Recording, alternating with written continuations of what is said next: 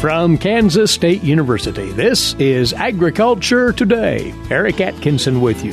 Coming up today, from Iowa State University, Lee Schulz provides this week's cattle market segment. He takes up a number of things, including the hay price outlook heading into the fall and how the economics of retaining ownership of calves this fall are shaping up. Then K-State's Steve Ensley reports on the potential for blue-green algae in Kansas farm ponds. He says the conditions are ripe for those toxic algae blooms to form. He advises you livestock producers on taking precautions to protect your herds from this serious health threat. And Jeff Wickman has this week's 4-H segment, where he visits with K-State's Sarah Keatley on making those final project preparations for the county fair. All this and more next on Agriculture Today. What is radon? Home exposure to radon gas is the leading cause of lung cancer death in the United States for non-smokers. In Kansas, 1 in 4 homes will test at or above the EPA action level. The Surgeon General recommends all homes be tested and fixed if necessary. Visit kansasradonprogram.org for more information. Test, fix, save a life. This message brought to you by the Kansas Radon Program, the Kansas Association of Broadcasters, and this station.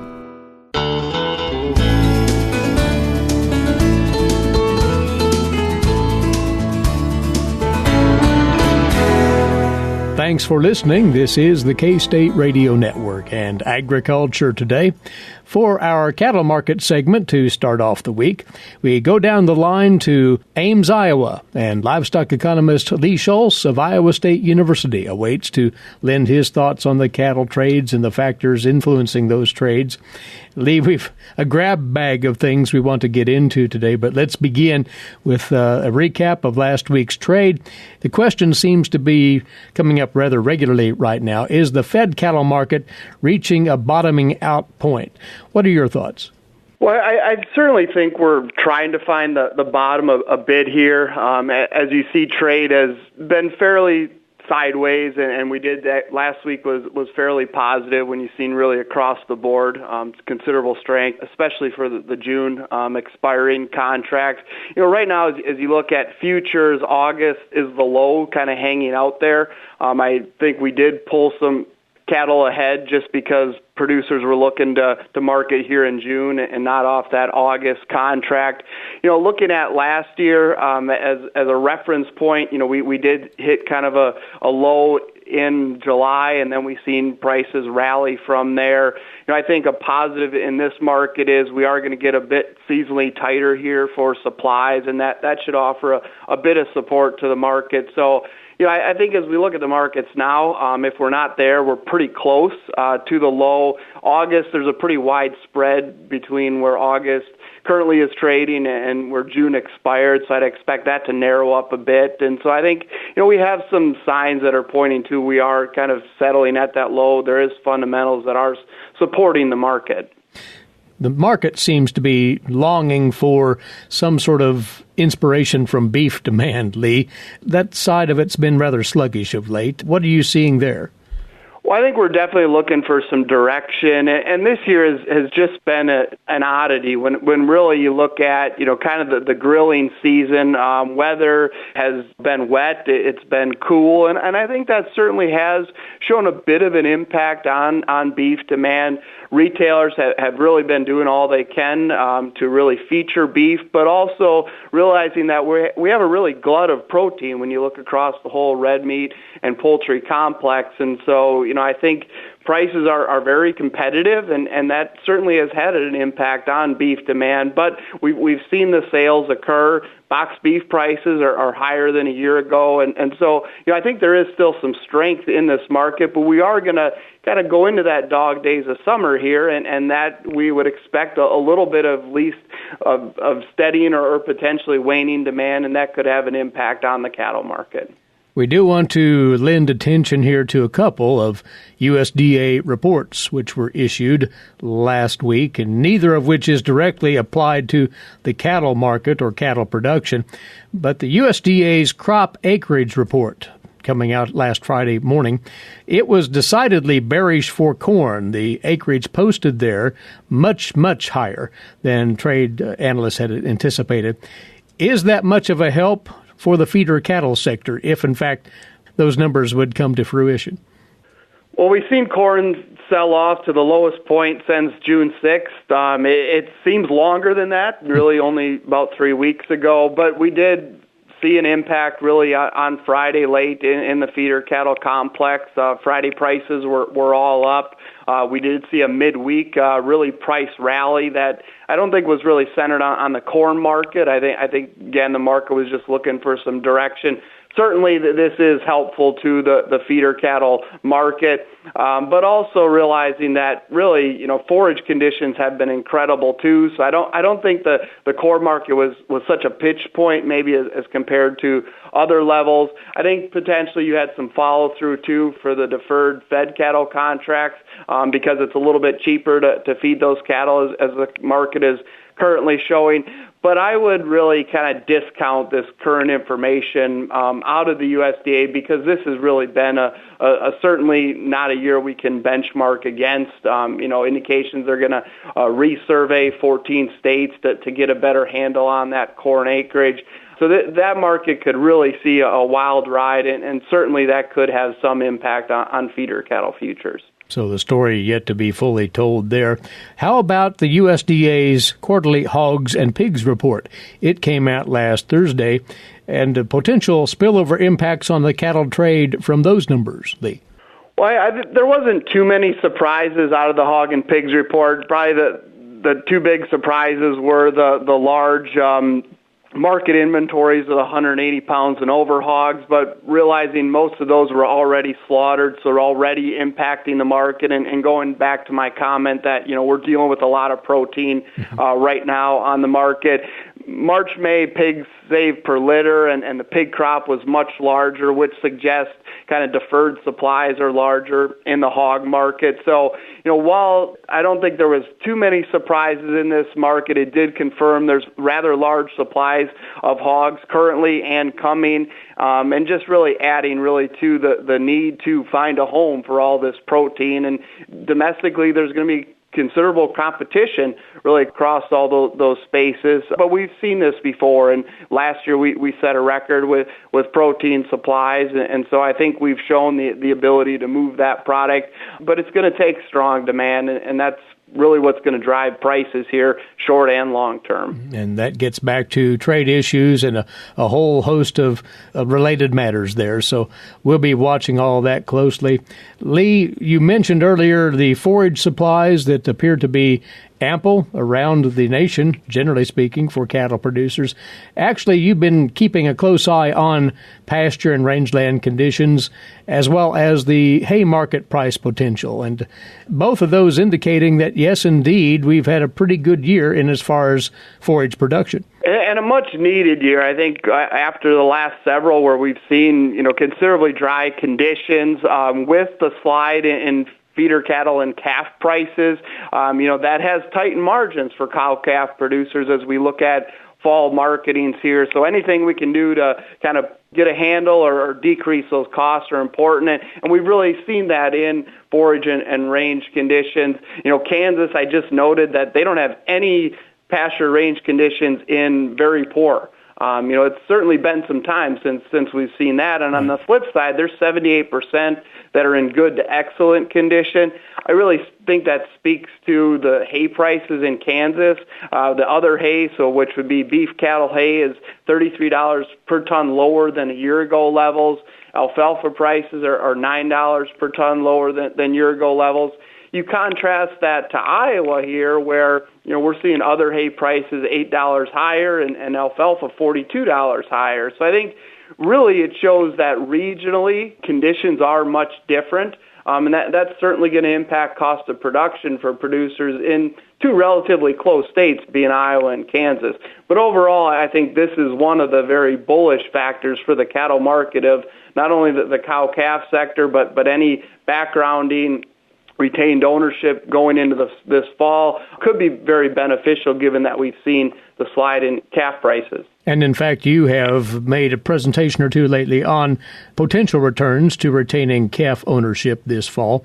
With those lower corn prices, with manageable hay prices, the returns on that program may well look appealing to a producer, it sounds, Lee.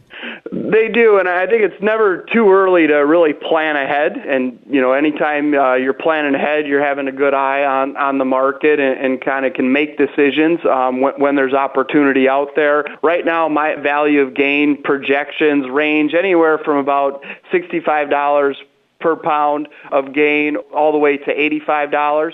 I think that's above cost of production currently. But it's maybe not a no-brainer like years past. Last year, especially when we've seen really strong returns to backgrounding. So it's something that producers are definitely going to have to pencil out. But as markets are currently suggesting, there is some opportunity this fall. And I think with available forage and, if we get some certainty in this corn market and not too much more price inflation, I think it is going to be an opportunity to add some value to those calves, and what could turn tighter margins or possibly even below break-even margins to some slight profitability with that value proposition. Of course, each producer needs to put the pencil to this. And to close out here, how you think the markets will trend this week, Lee?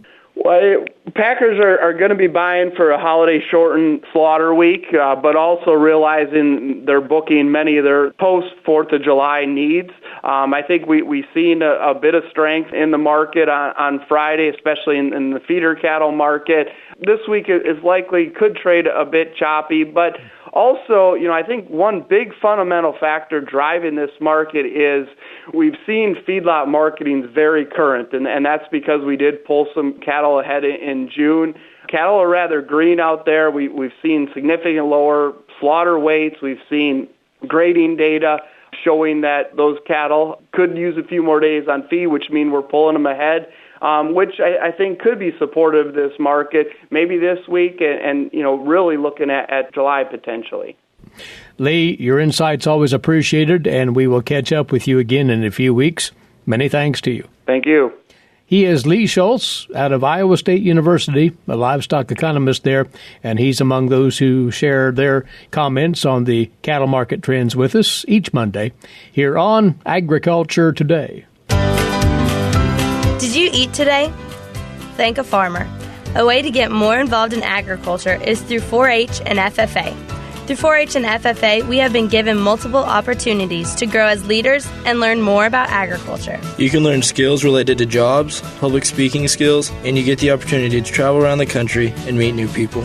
If you want more information about getting more involved in 4-H and FFA, visit them on their websites at kansasffa.org and kansas4h.org.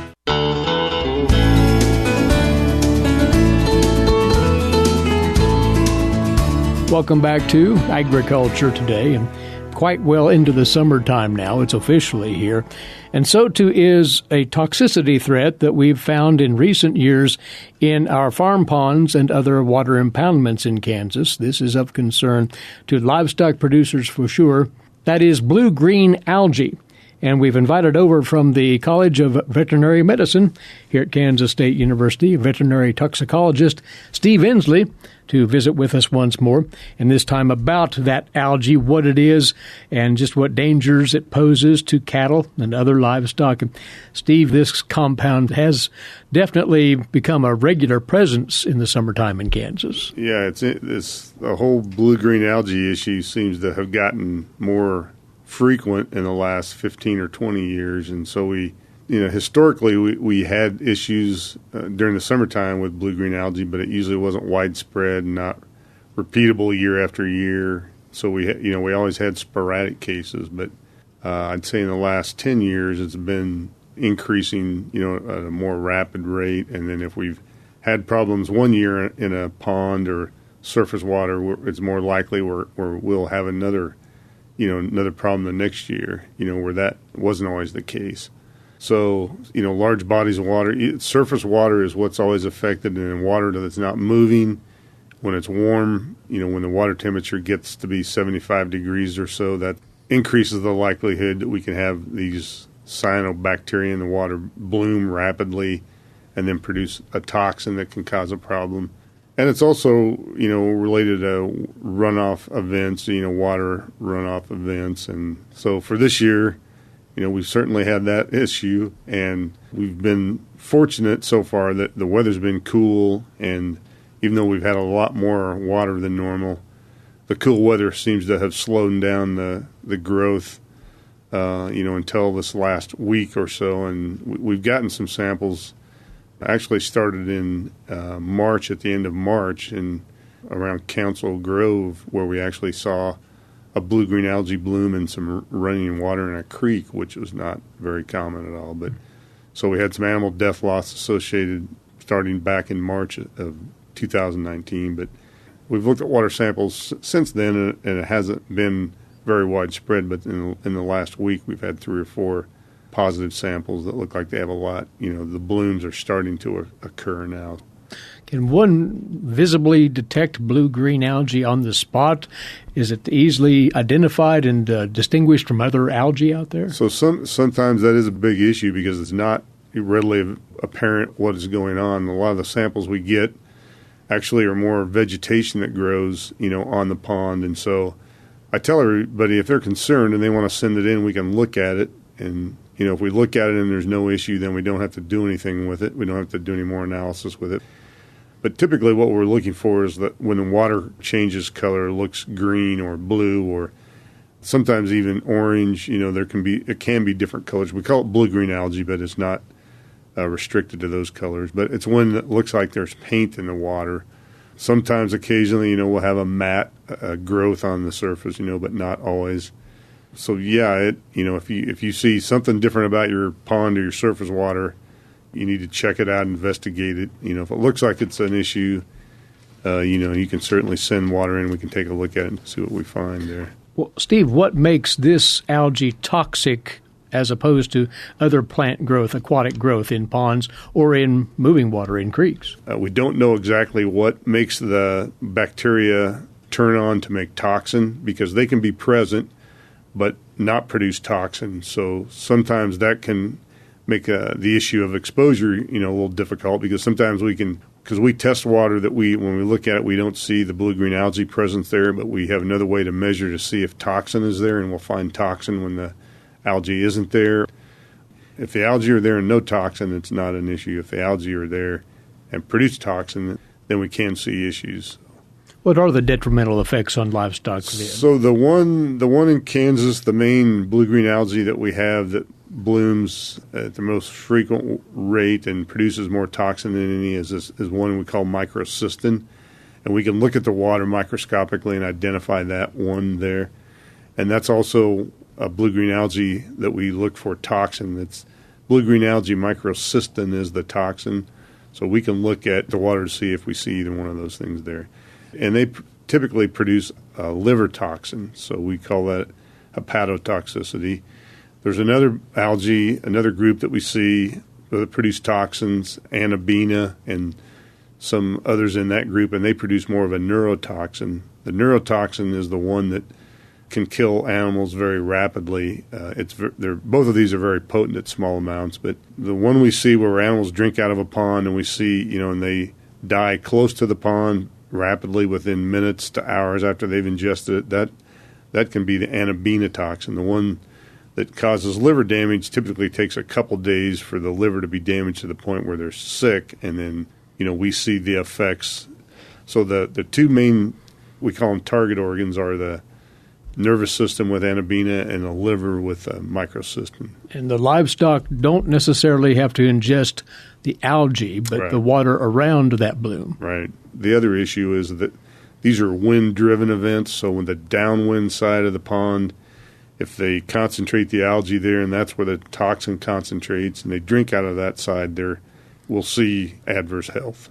If they're on the upwind side, then they may not be affected at all. So depending on the size of your pond or the size of the body of water you're looking at, the exposure from one place to another, or even where you take your sample, can have a big impact on what we find when we look at it in the lab.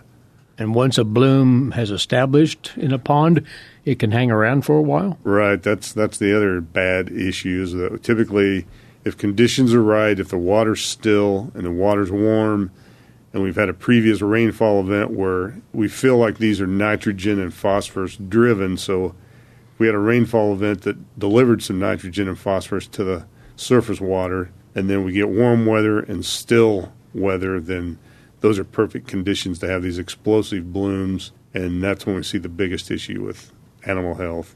So then what can the livestock manager do to avert potential disaster here with blue-green algae? So keeping an eye on your ponds, when it's this time of year, this is our highest risk period of time from now until when the weather cools, so maybe September before we're out of this higher risk period.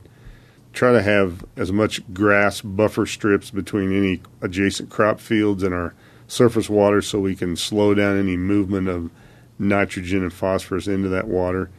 So we'll do the best job we can with that. And then if after a rain event conditions are right, one of the things we try to do is try to get the water to move or try to aerate if we can. So one of the things that we have tried, there are some solar-powered aerators or just some devices where you can make sure the water doesn't just stagnate and stay still. Because if it's moving, the blue-green algae don't like to grow. They don't typically bloom in that. So the intervention strategies we have aren't nearly as good as we like. We used to use dissolved copper in the water, and that would actually kill the blue-green algae, but we found a lot of negative issues with that. Sometimes it would actually kill the algae, and then they would release toxin. So one other thing that we've looked at recently that seems to have some positive effect, there's color dyes that you can put in your pond. A lot of people use them for ponds around the house where they want to make the water look prettier, blue or green, or those water-soluble dyes actually work because they affect the amount of sunlight that the organism can get. So if they don't get enough sunlight, if you can block any of the sunlight from getting into the water in the pond, that seems to help. So blue or green or black dyes, we've used some of those when we see some of these blooms, and that seems to help too. So those are some strategies we use, but we don't have something really as good as we need to prevent these and all the issues we see associated with those. Well, at the very minimum, if a producer identifies blue-green algae, right, excluding the herd from that area in the pond would be an initial step if that's at all possible. If you can fence them off that or get them away from the water is what we want to do ultimately. And it takes about 2 weeks when we see a bloom to get it to dissipate or get rid of the toxin. So that's kind of my guidelines. If you can, if it's possible, get them off that water for 2 weeks, and then we'll reevaluate, see what it looks like. And if one is unsure if blue-green algae is in fact active and a threat, they can have that water obviously tested. Right. If you have a question or you're concerned, you can call up and at least we can visit about it and talk about, whether we need a sample or not. And then if so, you can submit a sample to the diagnostic lab. You can submit it yourself or take it to your local veterinarian because we work with all the veterinarians in the state. They know how to package the sample, send it in. We've got several ways, we can try to help out in this situation because we anticipate now that, as you mentioned, it's summertime now. The weather's getting warmer, and this is exactly what's going to precipitate some problems. Steve, we appreciate the word on this. Many thanks to you. Sure, thanks. Steve Ensley with us. He's a veterinary toxicologist here at Kansas State University. If you have any questions about the potential presence of blue-green algae, would like to have water tested, or otherwise would like the situation looked into, the Veterinary Diagnostic Laboratory, as Steve says, is standing by to lend assistance. You can go to ksvdl.org. Again, ksvdl.org to find out about that process.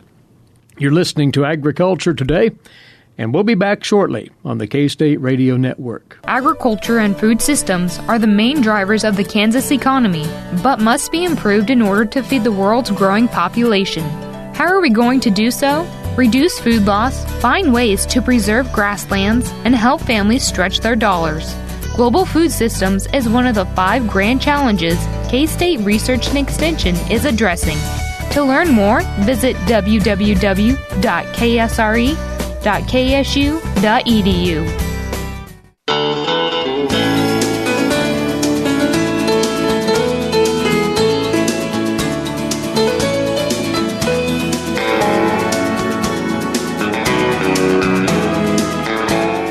Agriculture Today continues now here on the K-State Radio Network. And again, we're glad to have you along. Eric Atkinson here. Now, today's agricultural news headlines coming your way. These courtesy in part of DTN. Well, the USDA's crop acreage report, released last Friday morning, turned heads in a big way. That report suggested far more corn acres than was expected. Here's a recap from the USDA's Gary Crawford. Friday's USDA acreage and grain stocks reports. I don't know if we want to say shocking or surprise. USDA Deputy Chief Economist Warren Preston. Given all the planting delays, many industry analysts thought USDA's acreage survey would show a 6 to 10 million acre decline in corn acreage compared to the March planting intentions report. Instead, it's got corn plantings 91.7 million acres, only about a million less than the March intentions, up 3% from last year. And so, a bearish push on the market. On the flip side, though, USDA estimates third quarter corn stocks June 1st, 5.2 billion bushels. Well below most trade expectations. When the acreage survey was taken, producers said they had not yet planted about 17% of the corn, so USDA plans to resurvey corn growers in 13 states next month. For soybeans, some possibly bullish numbers. USDA estimates soybean planted area 80 million acres, down by over 4.5 million from the March planting intentions report, down 10% from last year, and well below industry planted acreage expectations. Given the delays in planting of corn, I think there was a lot of expectation in the trade that acres would be shifting from corn into soybeans. This acreage report simply does not confirm that. In fact, we find quite the opposite. Also bullish for beans, the stocks situation now. Yes, soybean stocks as of June 1st, a record high, 1.79 billion bushels, 47% more than a year ago, but that stocks number is below most industry expectations. So if we take the acreage report combined with the stocks report, we would expect to see some increase in soybean prices on the futures market. Gary Crawford for the U.S. Department of Agriculture, Washington. As for the Kansas numbers from that USDA acreage report, producers in this state planting 5.9 million acres of corn, that according to the USDA, up 8% from last year. Of the total acres, 95% were planted to biotech hybrids, down 1% from 2018. Soybean planted acreage at 4.7 million in Kansas, down 1% from last year, and of those, 95% planted to genetically modified herbicide-resistant seed, unchanged from 2018.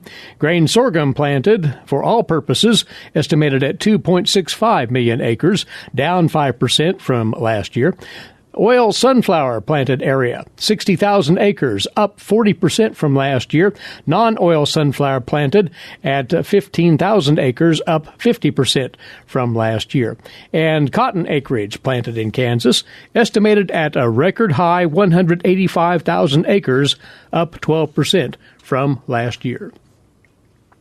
In other headlines today, President Trump's decision over the weekend to relax limits on Chinese telecommunications giant Huawei and to delay new tariffs on Chinese goods may revive the stalled trade talks with Beijing. The Washington Report reporting that. However, it leaves negotiators confronting the same tough issues that derailed the negotiations in early May.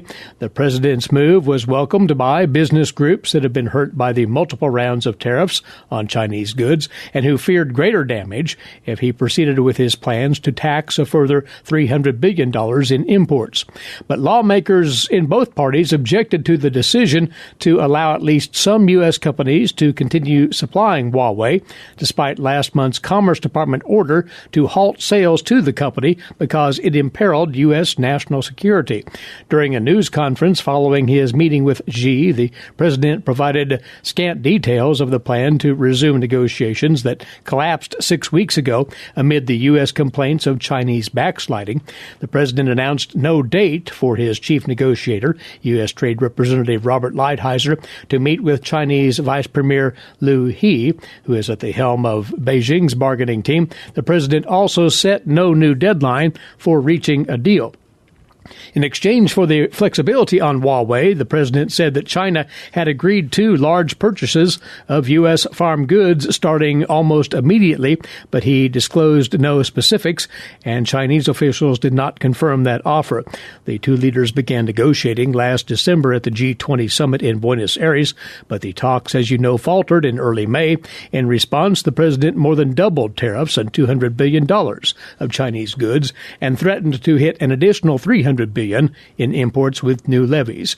9 days after the impasse, the Commerce Department prohibited U.S. companies from doing business with Huawei without a government license. U.S. officials have said the company has links to the Chinese government and its equipment could be used to disrupt or spy on American communications.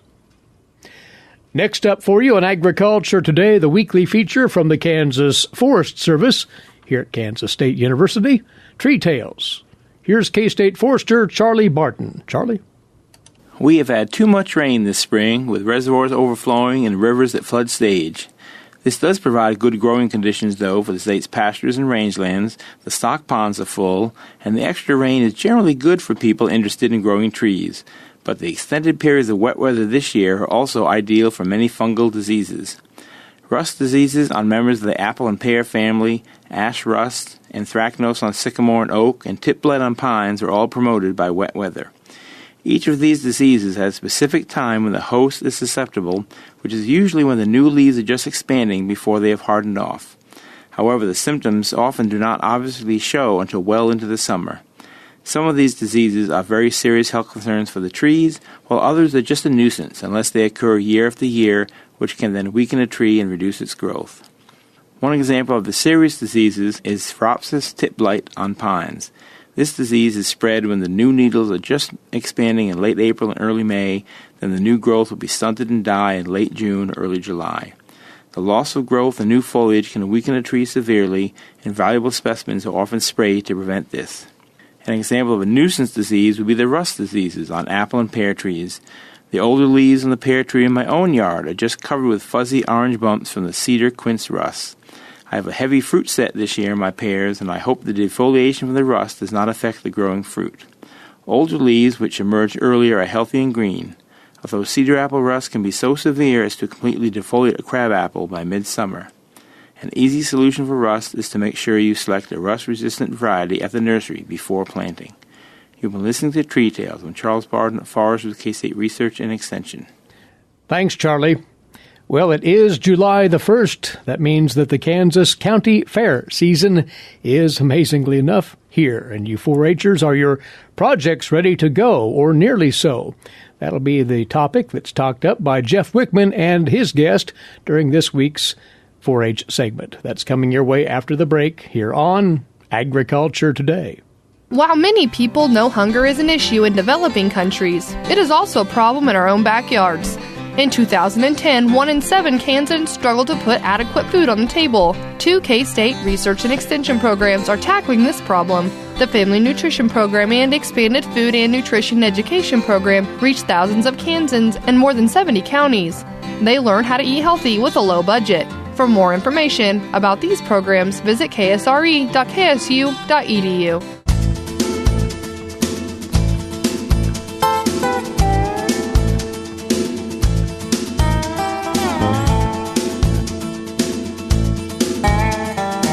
Welcome back to Agriculture Today over the K-State Radio Network. I'm Jeff Wickman. Well, it is county fair season across Kansas, and the Kansas State Fair in Hutchinson is just over 60 days away. Celebrating all things Kansas is the theme for this year's State Fair. It'll begin on September 6th and continue through the 15th.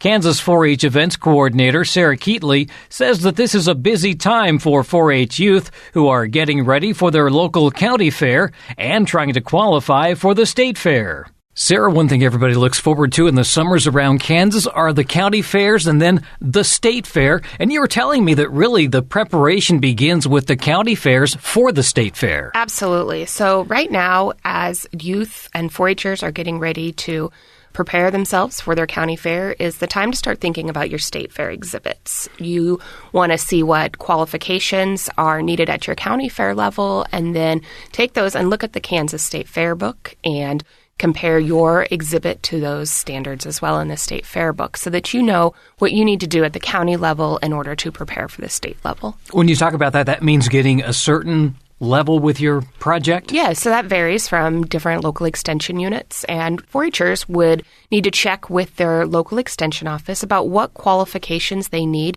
to get to the state fair. So whether that's a ribbon color or a certain placing in a certain division, that's based on a local level. So you need to not only get your projects completed, but you need to make sure that you're getting into the county fair on time. Yeah, so by now our county fairs are starting to ramp up for the entire month of July and then into August. And so during that time is when our 4-Hers will be qualifying for their exhibits to be at the state fair. We use a Danish system to evaluate projects and exhibits. And so that Danish system is based off of a purple, a blue, a red, or a white. And so exhibits are judged to a set of standards, not necessarily against each other. And so when they're judged to that set of standards as exceeding those expectations, having little to no flaws, or meeting those expectations based upon the Danish system is how many of those exhibits get to qualify to come to the state fair. And the judging is really part of the learning experience for 4-Hers as well. So